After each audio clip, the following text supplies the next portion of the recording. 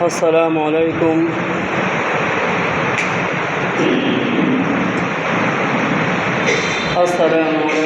ورحمة الله وبركاته.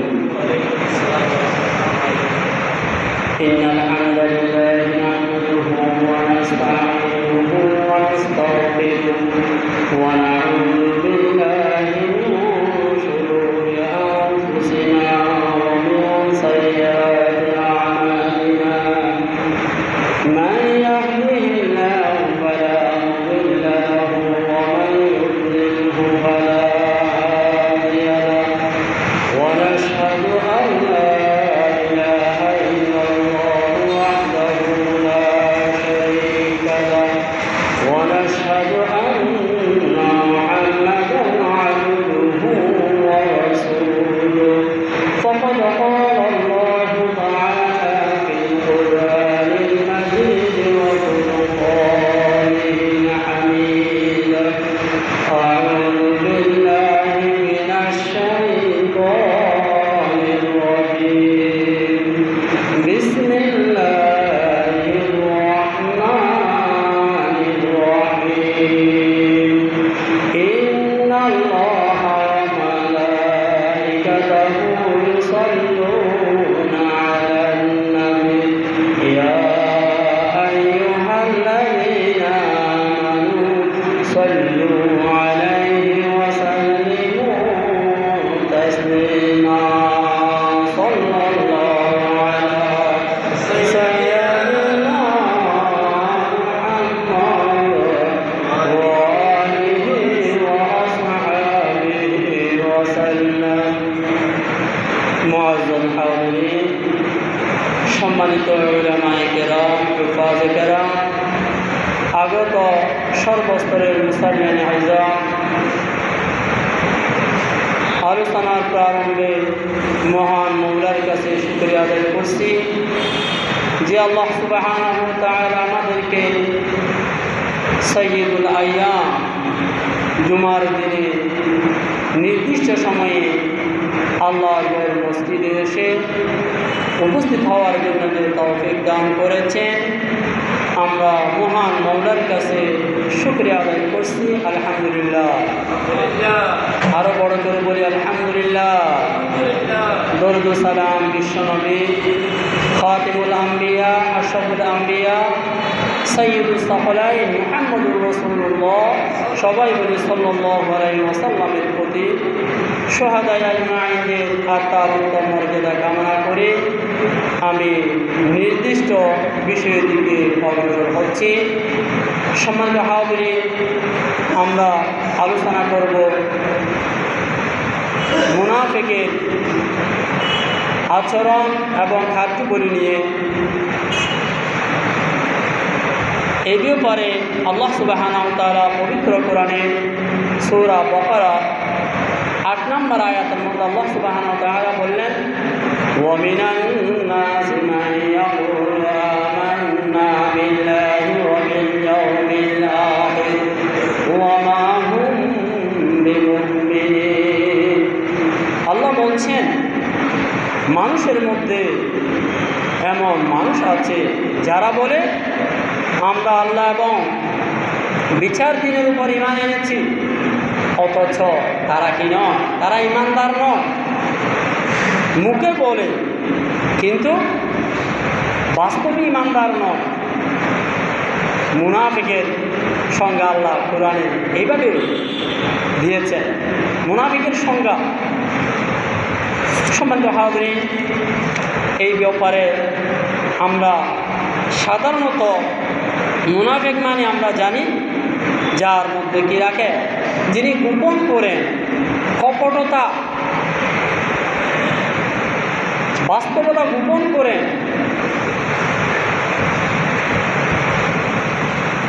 বুখারী শরীফে সরা উমদাতুল কারি যিনি লিখেছেন আল্লামা বদরুদ্দিন আইনি, উনি বুখারী শরীফের সরা লিখেছেন উমদাতুল কারি।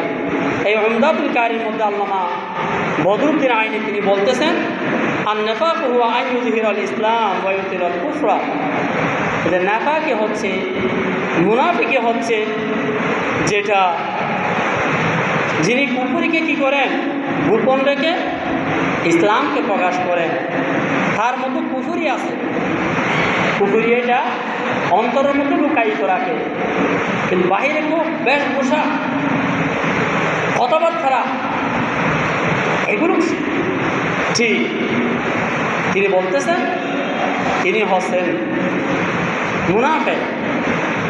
বাহিরে এক, ভিতরে আরেক, তার নাম মুনাফিক। সংক্ষেপ কথা, বাহিরে এক, ভিতরে আরেক, তার নাম মুনাফিক। আল্লামা বদরুদ্দিন আইনি বললেন, আর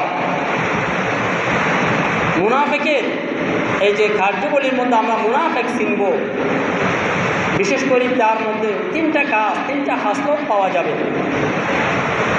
আল্লাহ রসুলের সাহাবা, আল্লাহ রসুলের দুনিয়াতে যত সাহাবা ছিলেন, সবচেয়ে বেশি আল্লাহ রসুল সাল্লাল্লাহু আলাইহি ওয়াসাল্লাম থেকে হাদিস বর্ণনা করলেন হযরত আবু হুরায়রা। কে?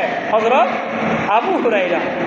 তিনি আল্লাহ রসুল থেকে হাদিস বর্ণনা করলেন।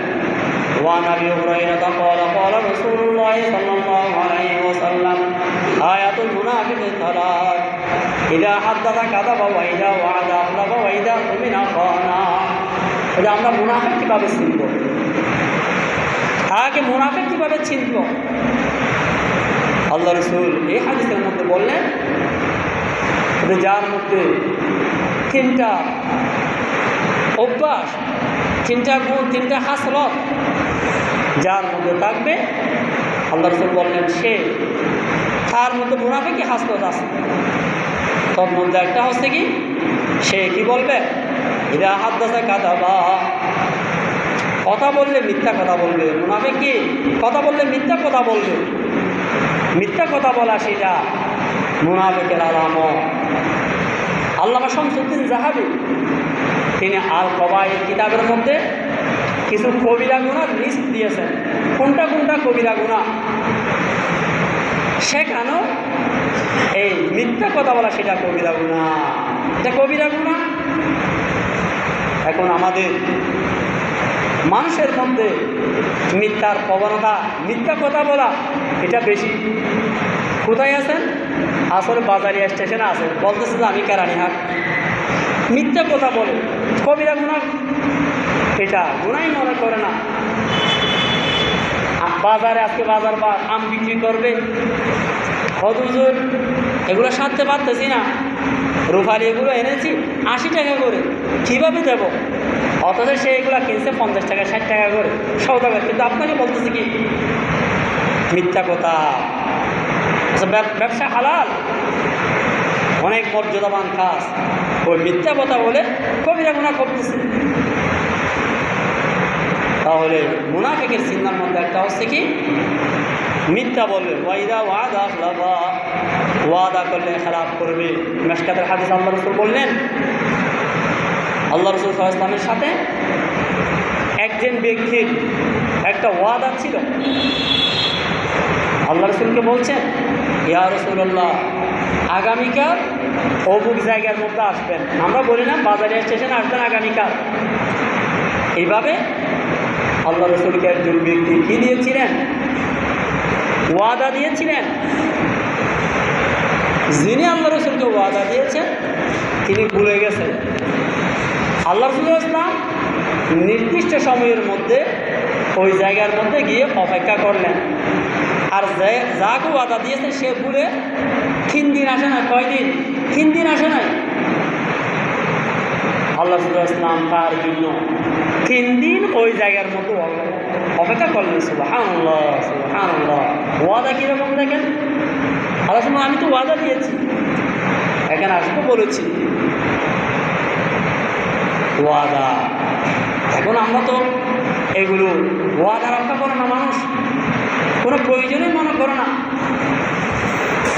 যদি এগুলা ওয়াদা রক্ষা না করে সেটা মুনাফিকের আলামত।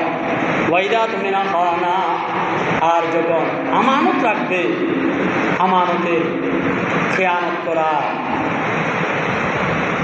আমানতের খেয়ানত করা। তাফসীরে মারিফ কোরআনের মধ্যে এসেছে এবং তাফসীরে মাজাহিরের মধ্যে আছে যে আমানত শুধু আপনার কাছে টাকা জমা রাখলো, সেটা আমানত, সেটা রক্ষা করলেন।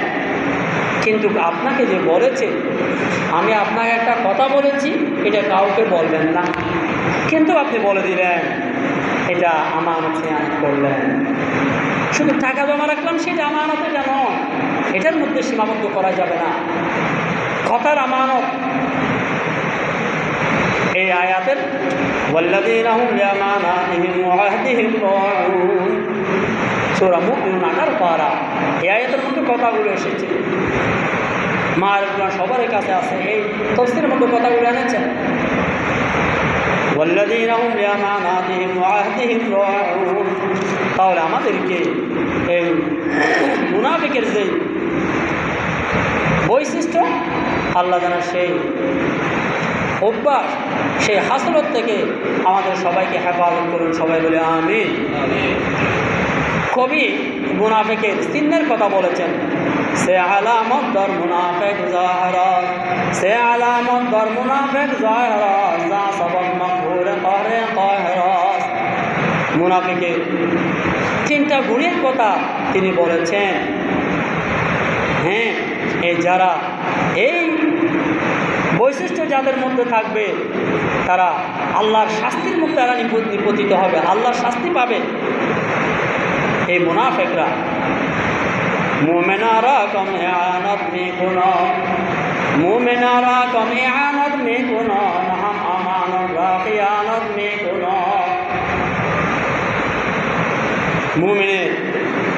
মুমিনদেরকে মুনাফিকরা সহ্য করতে পারে না, সাহায্য সহযোগিতা করে না, এরা আমানত খিয়ানত করবে। নিস্তদর ওয়াদা মুনাফিকরা ওয়াফা, নিস্তদর ওয়াদা মুনাফিকরা ওয়াফা, জানা বাশত দর হসনুরে সবা। এই মুনাফিকের মধ্যে কি থাকবে না? বিশ্বস্ততা থাকবে না। মুনাফিকের কথার উপর আপনি বিশ্বাস করবেন না। এরা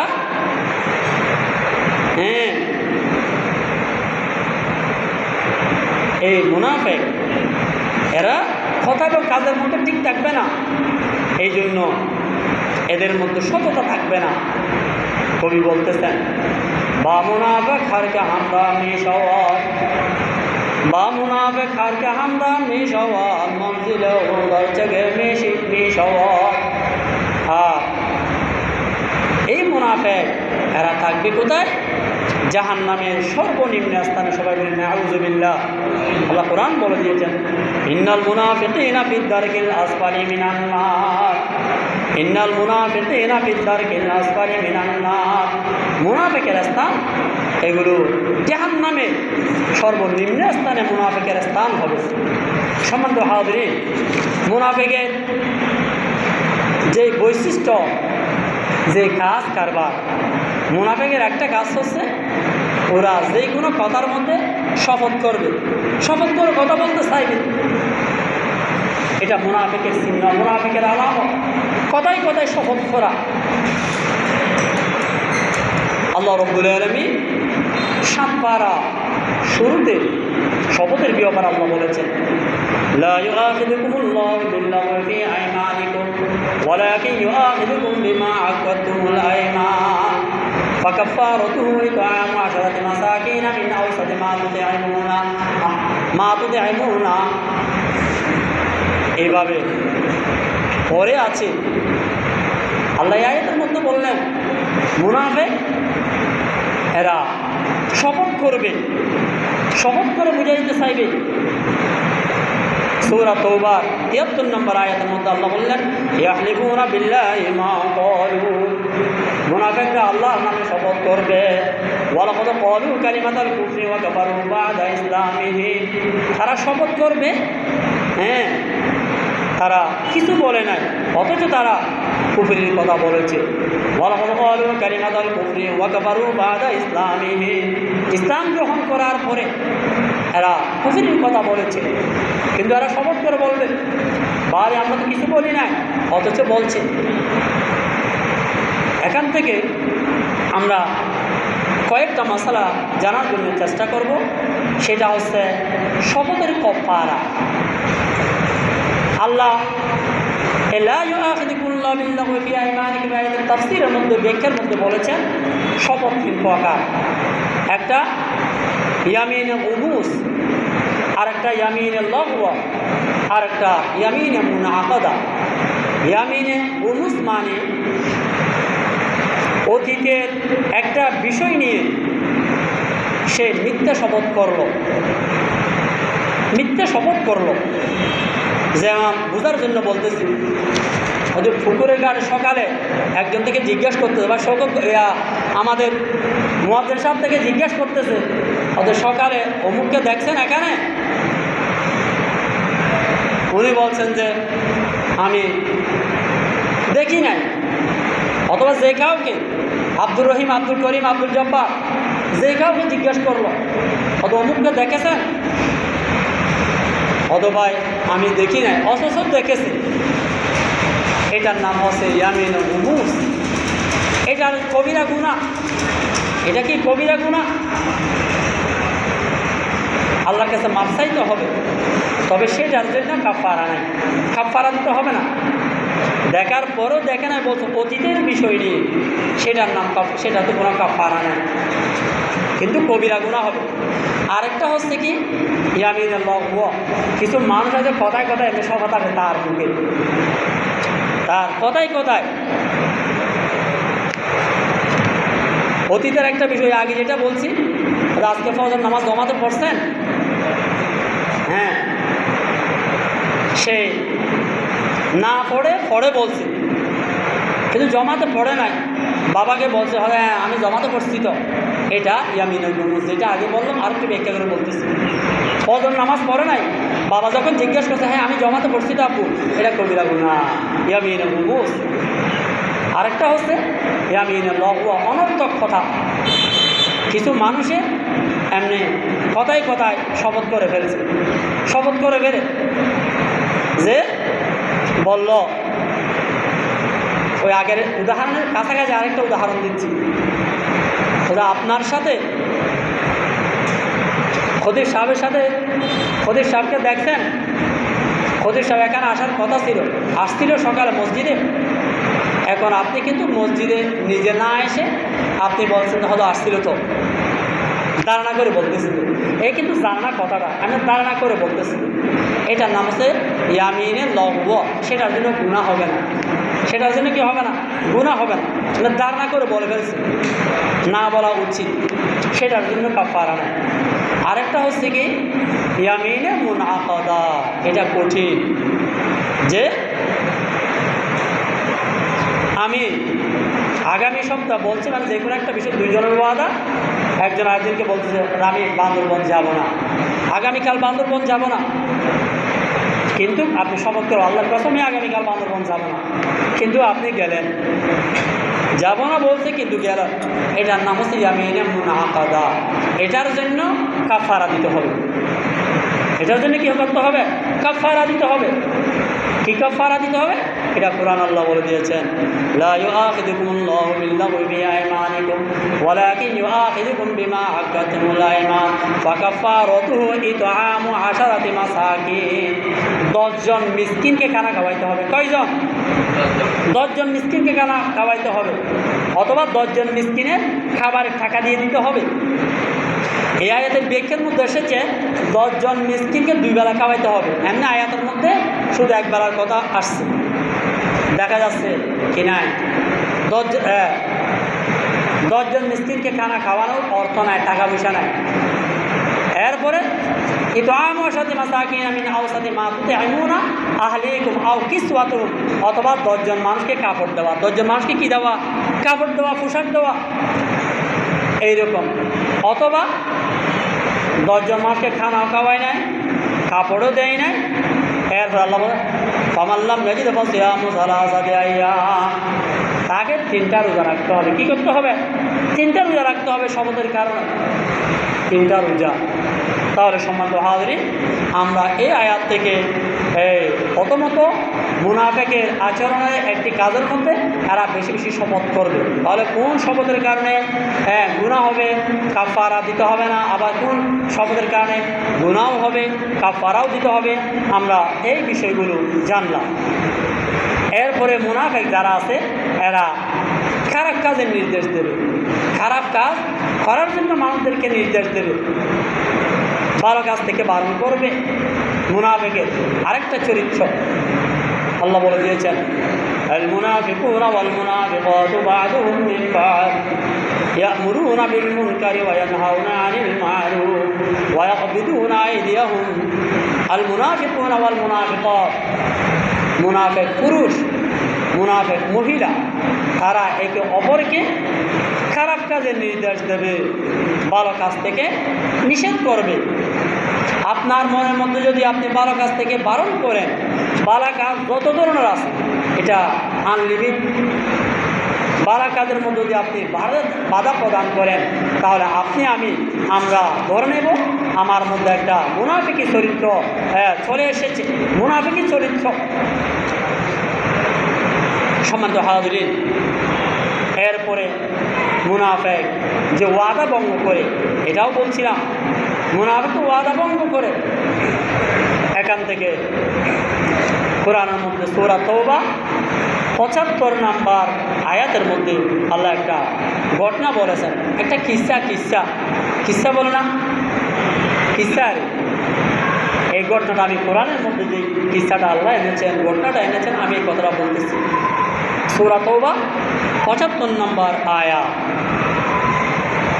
আয়াতের মধ্যে আল্লাহ বললেন, ওয়ামিনহুম মান আহাদাল্লাহ লাইন আতানা মিন ফাদলিহি লানাসাদ্দাকান্না ওয়া লানাকুনান্না মিনাস সালিহিন। মুনাফিকের কথা, ওয়ামিনহুম মান আহাদাল্লাহ লাইন আতানা মিন ফাদলিহি লানাসাদ্দাকান্না ওয়া লানাকুনান্না মিনাস সালিহিন। একজন ব্যক্তি এসে আল্লাহ রাসূলকে বললেন, ইয়া রাসূলুল্লাহ, ইয়া হাবিবাল্লাহ, আমি আপনার কাছে ওয়াদা করতেছি, আমি আপনার কাছে বলতেছি, আপনি একটু আমার জন্য আল্লাহর কাছে দোয়া করেন।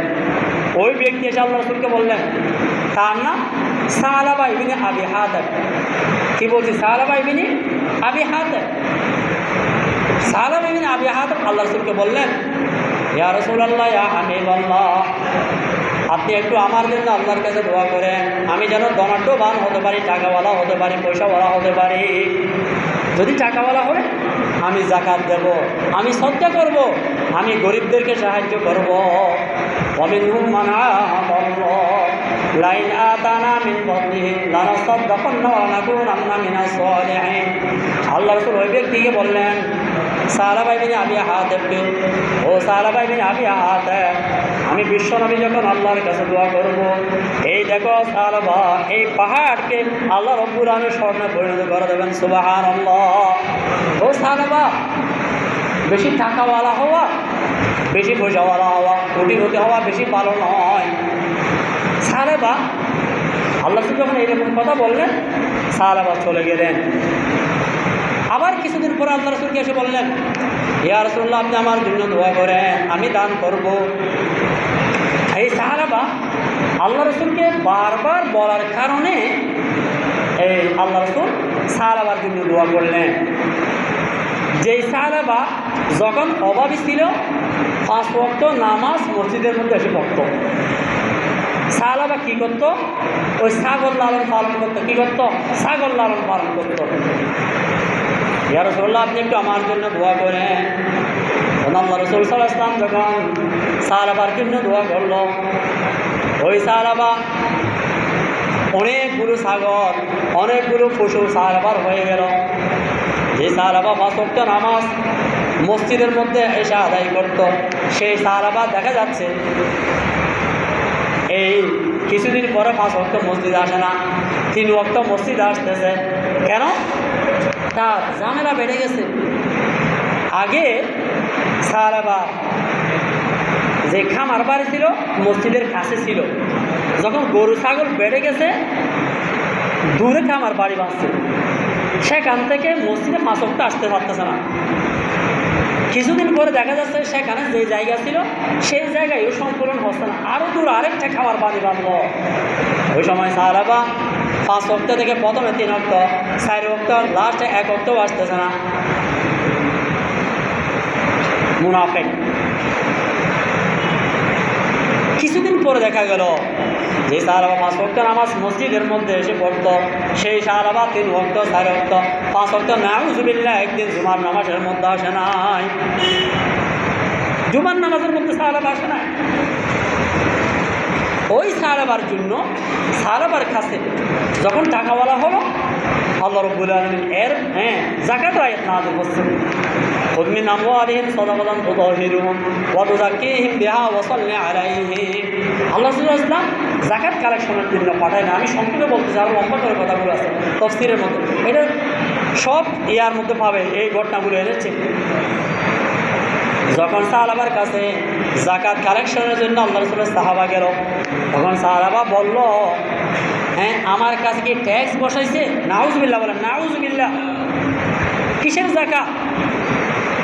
যাও, এখন যাও, আল্লাহ রাসূল যে কাগজটা দেখছে, যাও, পরে দেখা হবে। আল্লাহ রাসূলের সাহাবা চলে গেলেন, আরেকজনের কাছে গেছেন। ওই ব্যক্তিও আল্লাহ রাসূলকে ওয়াদা করছিলেন, তোর সম্পদ হলে আমি মানকে দান সদকা যাকাত ফিতরা এগুলো দেবো। আরেকজন ব্যক্তির কাছে যিনি গেলেন, আল্লাহ রাসূলকে ওয়াদা দিয়েছেন, তিনি বলছেন, হ্যাঁ ঠিক আছে, আল্লাহ রাসূল পাঠাইছেন, হ্যাঁ এখান থেকে যেগুলো ভালো সবচেয়ে উন্নত মানে সেগুলো নাও। সুবহানাল্লাহ, আল্লাহ রাসূলকে ওয়াদা যেভাবে দিয়েছেন সেভাবে দিলেন। এখন ওই ব্যক্তি সাহাবার কাছে আল্লাহ রাসূল, যে সাহাবারা পরবর্তীতে আবার আসলেন, আসার পরে বলেন যে আপনি বলছিলেন না, দেবেন বলছিলেন না, তখন তিনি বলছিলেন ঠিক আছে পরে দেব। এইরকম যখন গেলেন, তখন আল্লাহ রাসূলের কাছে গিয়ে বললেন, ইয়া রাসূলুল্লাহ, আপনি যে সাহাবার জন্য দোয়া করেছিলেন, যে সাহাবার লক্ষ লক্ষ কোটি কোটি টাকা হয়েছে, যার অনেকগুলো ছাগল হয়েছে, ইয়া রাসূলুল্লাহ সে তো যাকাত দেয় না। তখন আল্লাহ রাব্বুল আলামিন আয়াত নাযিল করলেন, ওয়া মিনহুম মান আ'তাল্লাহ লাইন আতানা মিন ফাদলিহি লানাসাদ্দাকান্না ওয়া লানাকুনান্না মিনাস সালিহিন খুয মিন আমওয়ালিহিম সাদাকাতান তুতাহহিরুহুম ওয়া তুযাক্কিহিম বিহা ওয়া সাল্লি আলাইহিম। আল্লাহ রাসূল সাল্লাল্লাহু আলাইহি ওয়াসাল্লাম বললেন, হায় সাহাবা তো ধ্বংস হয়ে গেছে, সাহাবা তো ধ্বংস হয়ে গেছে। আল্লাহ রাসূল এভাবে বললেন, সাহাবা তো ধ্বংস। এই কথা যখন বললেন, ওই আল্লাহ রাসূলের পাশে সাহাবার আত্মীয় ছিল, সাহাবার আত্মীয় দূরে গিয়ে বলল, ও সাহাবা তুমি তো ধ্বংস হয়ে গেছ, তোমার ব্যাপারে কোরআন আয়াত নাযিল হয়েছে, বিশ্বনবী তুমি ধ্বংস হয়ে গেছো বলছে। তখন সাহাবা ওই ভুল বুঝতে পেরে অনেকগুলো ছাগল নিয়ে আল্লাহ রাসূলের কাছে আসলেন, ইয়া রাসূলুল্লাহ আমার যাকাত গ্রহণ করেন। আল্লাহ রাসূল বলেন, ও সাহাবা তোমার যাকাত গ্রহণ করা হবে না, তোমার ব্যাপারে কোরআন আয়াত নাযিল হয়েছে। সাহাবা যাকাত আল্লাহ রাসূল গ্রহণ করে নাই। কিছুদিন পরে আল্লাহ রাসূলের ইন্তিকালের পরে আবু বকর রাদিয়াল্লাহু তাআলা আনহুর কাছে আসলেন সাহাবা আরও বেশি নিয়ে। হে ইসলামের প্রথম পরিবার আবু বকর রাদিয়াল্লাহু তাআলা আনহু, আমি ভুলে আল্লাহ রাসূলকে যাকাত দিই নাই, পরবর্তীতে আল্লাহ রাসূলের কাছে আমার যাকাত নিয়ে এসেছি, আল্লাহ রাসূল আমার যাকাত গ্রহণ করেন, আপনি একটু আমার যাকাত গ্রহণ করেন। আবু বকর রাদিয়াল্লাহু তাআলা আনহু বললেন, যাকাত বিশ্বনবী তোমার যাকাত গ্রহণ করে নাই, আমি তোমার যাকাত গ্রহণ করতে পারি না, তোমার ছাগল আমি গ্রহণ করতে পারি না। অনুরূপভাবে উমর রাদিয়াল্লাহু তাআলার সময় আবার আসলেন, আবু বকর রাদিয়াল্লাহু তাআলার ইন্তিকাল করে এরপর উমরের যুগ, উমরকে বলল, হে আমিরুল মুমিনিন উমর রাদিয়াল্লাহু তাআলা আনহু, আপনি আমার যাকাত নেন। এই উত্তর দিলেন উমর রাদিয়াল্লাহু তাআলা আনহু, যে তোমার যাকাত বিশ্বনবী মুহাম্মদ সাল্লাল্লাহু আলাইহি ওয়াসাল্লাম গ্রহণ করে নাই, আবু বকর গ্রহণ করে নাই, আমি উমরও তোমার যাকাত গ্রহণ করতে পারি না। সর্বশেষ উসমান রাদিয়াল্লাহু তাআলা আনহু আমলের মধ্যে এসে ওই ব্যক্তি সাহাবা ইবনে আবু হাতিম ইন্তেকাল করেছেন। বলতে চাচ্ছিলাম, এটা স্বসম্পত্তি হওয়ার আগে 5 ওয়াক্ত নামাজ মসজিদের মধ্যে এসে পড়তে পারত। আল্লাহ রাসূল দোয়া করার কারণে সম্পত্তি যখন বেশি হলো, তখন আর কি নাই, মসজিদের কাছে নাই, এক ওয়াক্ত নাই মসজিদের মধ্যে। এটা অথচ ইমাম আবু হানিফা রাহমাতুল্লাহ আলাইহির মতে পুরুষদের জন্য জামাত সহকারে নামাজ আদায় করা সুন্নত মুআক্কাদা। আমাদের ইমাম আবু হানিফা মাসআলা খেয়াল করবেন। আর ইমাম শাফি রহমতুল্লাহ আলাইহির মতে জামাত সহকারে নামাজ পড়া ওয়াজিব। এখন আপনি আমরা যারা মসজিদের মধ্যে আসতে পারতেছি না, তাহলে ইমাম আবু হানিফা রহমতুল্লাহ আলাইহির মতে কি হচ্ছে, সুন্নত মুআক্কাদা তরক হচ্ছে, অন্য ইমামের মতো ওয়াজিব তরক হচ্ছে। আমরা জামাত ত্যাগ করতে পারবো না। মেশকাতুল হাদিসের মধ্যে আসছে, আল্লাহ রাসূল বললেন, যদি ওই গ্রামের মধ্যে শিশু এবং মহিলা না থাকতো, আমি ওই গ্রামকে জ্বালিয়ে দেওয়ার জন্য বলতাম যে এই গ্রামের পুরুষরা মসজিদে না গিয়ে বাড়িতে নামাজ পড়ে, মসজিদে যাই না।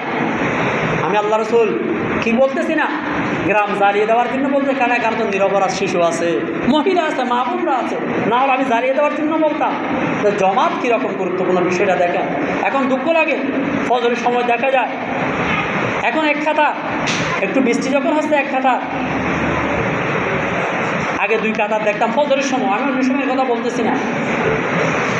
আফসোস আফসোস, আমাদের জমাত ত্যাগ করা যাবে না, যাই হোক না কেন।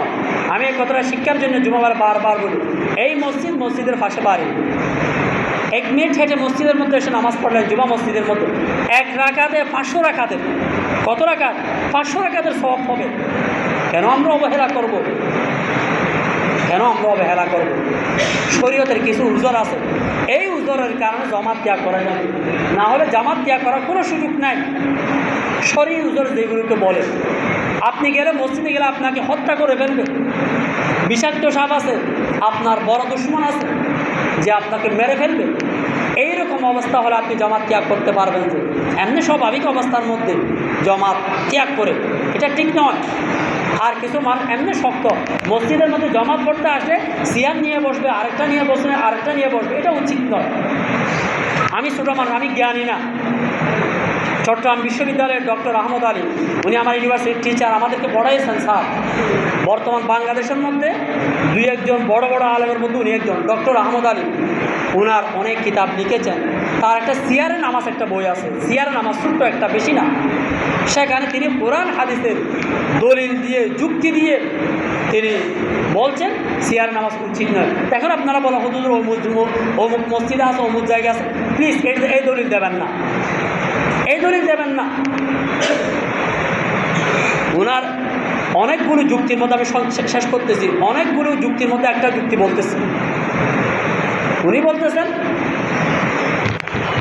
আল্লাহ রসুলের যুগেও আপনার মতো আমার মতো দুর্বল মানুষ তো আছে যারা চেয়ারে নামাজ পড়ে। ওই সময় তো গাছের কোনো অভাব ছিল না, গাছের অভাব ছিল হয়তো উন্নত প্রযুক্তি এখন অনেকগুলো, যেগুলো ওই সময় ছিল না। স্যার ওই সময় চেয়ার বানানো, গাছের উপর বড়, এটা সক্ষমতা ছিল কি না? চাইলে ওই যুগে পারত না? পারা যেত কি না? কথা বলতেছেন না, পারা যেত কি না? তো ওই সময় তো কোনো সাহাবা পড়েছে এরকম প্রমাণ নাই। মাসালা এরকম আছে যে না, আপনি দাঁড়ায় পারতেছেন না, বসে পড়েন, আপনি বসে পড়েন, চেয়ারের মধ্যে কেন পড়বেন? হ্যাঁ, এটা আমি আপনাদেরকে বলতেছি তো, এটা অনেক মসজিদের মধ্যে, বড় বড় মসজিদের মধ্যেও আছে। বড় বড় মসজিদ আমাদেরকে দলিল দেবেন না। কিছু কিছু ভাইরা অমুক হুজুরে করছেন, অমুক হুজুরে করছেন, সেটা দলিল দেবেন না। আবার আমাদের কিছু ভাইরা বলেন, ওই যে আমরা মক্কা মদিনা এতদিন থেকেছি, শরীয়তের মশলা এভাবে জেনেছি, আপনারা আর এরকম কেন বলতেছেন? আমি বলবো ভাই, মাযহাবগত অনেক কিছু ভিন্ন আছে। আমরা যখন মাগরিবের নামাজ পড়ি, আপনি যদি সৌদি আরবে সবগুলো মানতে চান, আপনার নামাজ হবে? আমাদের আর 3 ঘন্টা পর ওদের মাগরিব হবে। আমি কথা বুঝাইতে পারতেছি? আমাদের যারা সৌদি আরবে থাকেন, বিদেশে থাকেন, এই ভাইয়েরা এইরকম কিছু যুক্তি দেন। আমিও উমরাতে গেছিলাম, সৌদি আরবে অনেক বিষয় আমরা দেখেছি। তখন আমি আপনাকে বলবো, এটা আমাদের মাযহাবগত কিছু পার্থক্য আছে। এই জন্য আমরা এই নামাজের ক্ষেত্রে কী করব? আমরা দাঁড়াই পড়বো। দাঁড়ায় নামাজ পড়াটা ফরজ, নামাজের ফরজের মধ্যে একটা ফরজ দাঁড়াই পড়া। একটু অলসতা লাগলে বসে পড়বো, চেয়ারে পড়বো। দাঁড়াতে পারতেছেন না বা একটু বসে পড়েন না, অসুবিধা কী আছে? এই জন্য আমি আপনাদেরকে বলছি, ওই যে ডক্টর আহমদ আলী, উনি সুন্নতি মাদ্রাসার ভাইস প্রিন্সিপাল ছিলেন, মুহাদ্দিস ছিলেন। পরবর্তীতে বিশ্ববিদ্যালয়ে গিয়েছেন উনি, বড় আলেম, তুলনামূলক ফিকহের কিতাব লিখেছেন উনি। একটা দুইটা না, অনেকগুলো কিতাব উনি লিখেছেন। ওনার ওই চেয়ারে নামাজ, এই বইটা আপনারা আন্দোলন লাগলে পাবেন, কিনে নেবেন। এখানে কোরআন হাদিসে অনেকগুলো উনি রেফারেন্স এনেছেন। সম্মানিত হাজিরিন, তাহলে এই যে বলছিলাম, আল্লাহ রাব্বুল আলামিন আমাদেরকে এই যে মুনাফিকের চরিত্র, যে চরিত্রগুলো বলা হয়েছে। আমি গত জুমার মধ্যে যে মুনাফেকের চরিত্র কার্যক্রম নিয়ে কথা বলেছি, ইনশাআল্লাহ আগামী জুমা ধারাবাহিকভাবে আলোচনা হবে। আল্লাহ রাব্বুল আলামিন আমাদের সবাইকে আমল করার জন্য তৌফিক দান করুন। ওয়া আখিরু দাওয়ানা আনিল হামদুলিল্লাহি রাব্বিল আলামিন। আসসালামু আলাইকুম ওয়া রাহমাতুল্লাহ। যারা সুন্নাত পড়েন না সুন্নাত পড়েন।